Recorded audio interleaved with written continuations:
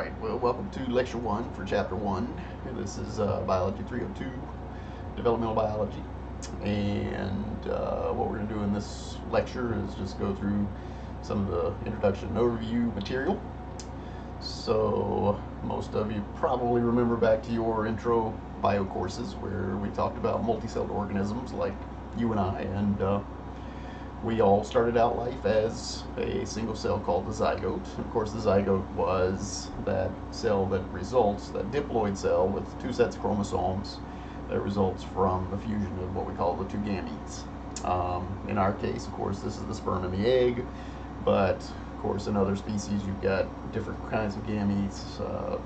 Pollen, ova, spores could play a role in that, and just kind of depends on what species you may be talking about. We, of course, will focus on sperm and eggs because that's what we find in animals, and we'll really focus on the production of those. Then, of course, gametes are going to combine in a fusion event called fertilization to create that zygote. And once we have that, of course, the growing of that organism from that zygote is what we call developmental biology. So this field is one that basically specializes on that organism, the kinds of cells it has, and more specifically how the cells that it has actually went about building it and creating the tissues and the organs and the organ systems that you find inside. So if you think about it, developmental biology is one of those courses that really brings in a lot of things that you've probably had from other courses. So we're going to talk about molecules, we're going to talk about metabolism, we're going to be talking about cells and the way in which they grow and communicate. We will talk about the tissues and organs as they begin to be built and put together into that organism. And to a certain extent, we may even get to some community issues or population issues where obviously two individuals have to come together in order for this process of creating the next generation to take place. So there's going to be some interactions between even organisms at this level. Traditionally, developmental biology is going to focus on essentially the embryology of the process. So that's that period of time between the formation of that zygote from the fertilization and then the point at which that new organism is going to hatch or be born.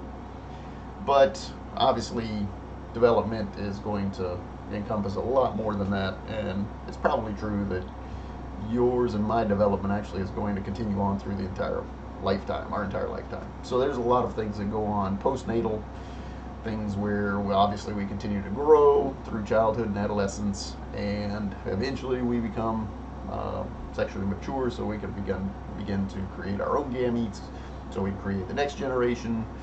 There are a lot of tissues in our bodies that heal and repair themselves, and those, of course, are you're going to use developmental processes as well.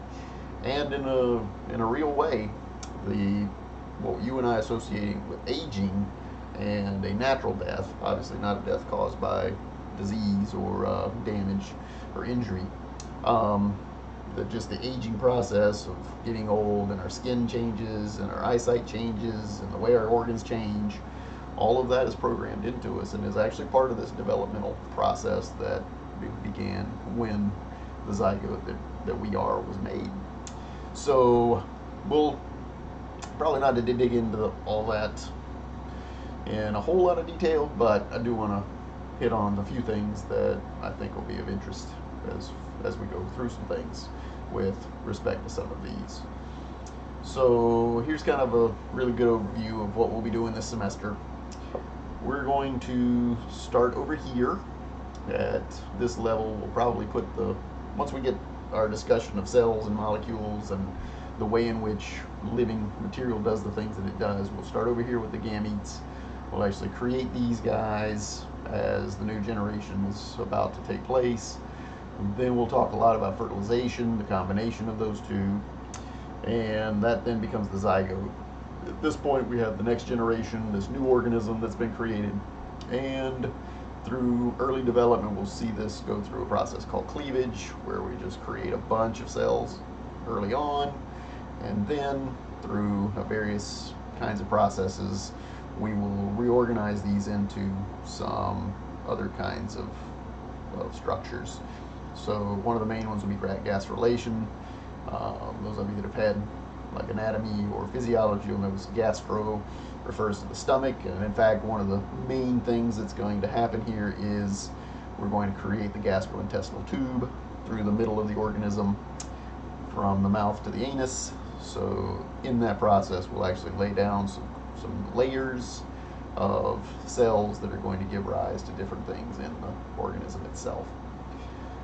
For us as humans, this process here will take place over a couple of weeks after fertilization, and most of the time that we're going to spend inside our mom is going to be spent on this process here, what we call morphogenesis or organogenesis, where we're creating our form and our organs, and that's going to be primarily what takes place through the second and third trimesters, for example. For us, we're going to be born, of course, this is a frog, so it hatches, it goes through a larval stage. We don't have a larval stage, but we do go through childhood and adolescence before we become young adults and then adults and are ready to create the next generation. Still going to be some developmental processes taking place during this time, and again we'll discuss a few of those, but certainly most of what we will talk about in this course is going to focus on what cells are doing through these processes right here.